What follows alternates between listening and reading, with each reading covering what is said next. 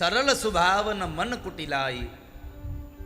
મનમાં ક્યારેય કટુ ભાવ ન હોય કોઈના પ્રત્યે, ન કોઈનો રાગ, ન કોઈનો દ્વેષ, ન કોઈની ઈર્ષા. આવી જેની વૃત્તિ છે એ સાધુ છે. બીજું લક્ષણ આપ્યું, જથાલાભ સંતોષ સદાય. જથાલાભ સંતોષ સદાય.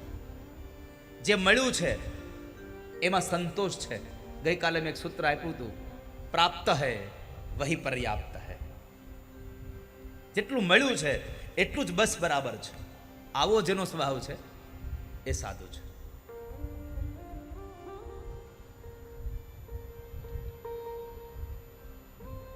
સાધુનું બીજું એક લક્ષણ એ છે, એનું ખરાબ કરે છતાં પણ એ કોઈનું ખરાબ ન ઈચ્છે, એ સાધુ છે.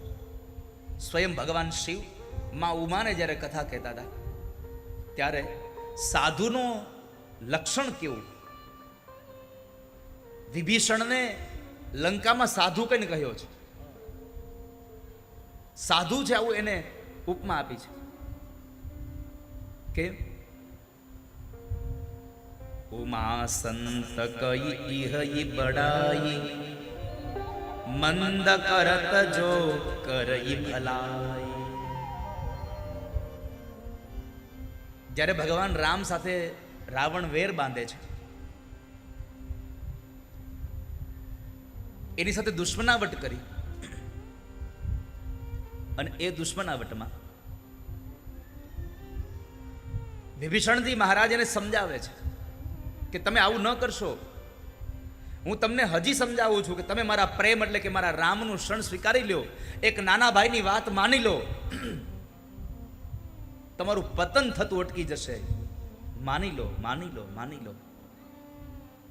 છતાં પણ જ્યારે વાત ન માની અને રાવણે પાટું માર્યું, છતાં વિભીષણ એમ કહે છે કે આપ મારા પિતા સમાન છો, તમે મને માર્યું છે, ભલે મને માર્યું, પણ મારી એટલી પ્રાર્થના છે કે તમારું ભલું તો રામજીના ચરણારવિંદમાં છે. રામુ ભજેમ હિતનાથ તુમ્હારા.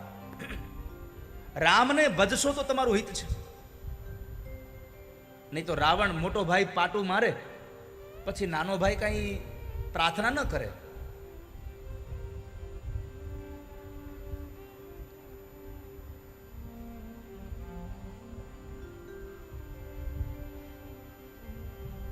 છતાં વિભીષણે પ્રાર્થના કરી.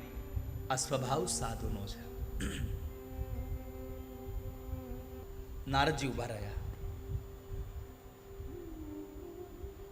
નારદજીએ પ્રશ્ન કર્યો, કોણ છો તમે?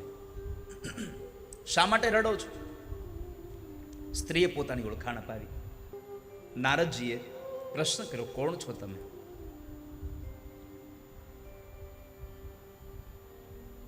મારું નામ ભક્તિ છે. તમે તો ભગવાનના પ્રિય છો, તો શું કામ રડો છો? ભક્તિએ કહ્યું કે મારું રડવાનું કારણ,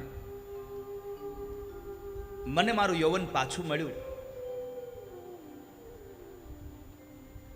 પણ મારા બે દીકરાઓ જ્ઞાન અને વૈરાગ્ય વૃદ્ધના વૃદ્ધ રહ્યા છે.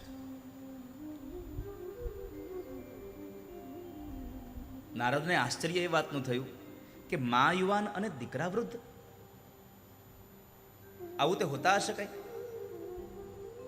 પણ કલીનો પ્રભાવ છે.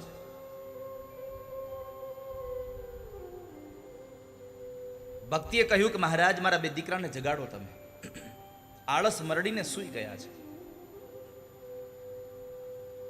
આ સંસારના લોકોના જ્ઞાન અને વૈરાગ્ય ઘણાના આળસ મરડીને સૂઈ ગયા છે. જ્યાં સુધી જ્ઞાન અને વૈરાગ્ય તમારા જાગૃત નહીં થાય ત્યાં સુધી ભક્તિ તમારી યૌવન હશે છતાં પણ એ નૃત્ય નહીં કરી શકે. તમારી અંદર રહેલી ભક્તિને જો તમારે યૌવન અવસ્થામાં નૃત્ય કરાવવું છે તો જ્ઞાન અને વૈરાગ્યને જાગૃત કરવા પડશે તમારે.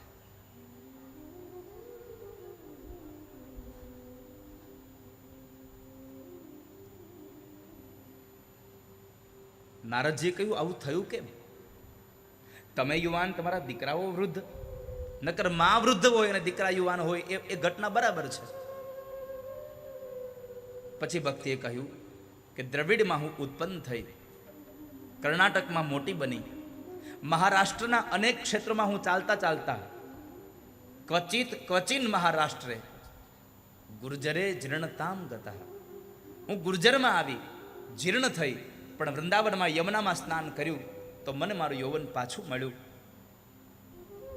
મારા દીકરાઓ વૃદ્ધના વૃદ્ધ રહ્યા છે, તમે એને જગાડો. જો તમે એને નહીં જગાડો તો સાંભળો, ઇદમ સ્થાનમ પરિત્યજ્ય વિદેશમ ગમ્ય તે મયા, હું વિદેશમાં ચાલી જઈશ. નારદજીએ ભક્તિની વાત સાંભળી અને ભક્તિને કહ્યું, તમે ક્યાંય ન જાઓ, તમારા દીકરાને હું જગાડીશ. પછી તો નારદે જ્ઞાન અને વૈરાગ્યને જગાડવા માટે થઈ અનેક પ્રયત્નો કર્યા, વેદના મંત્રો ગાયા, ગીતાજીના શ્લોક ગાયા, છતાં પણ જાગી પાછા સૂઈ જાય. અને પછી એ બેયને જગાડવા માટે શું કરવું ચિંતા હતી. આકાશવાણી થઈ સત્કર્મ કરો.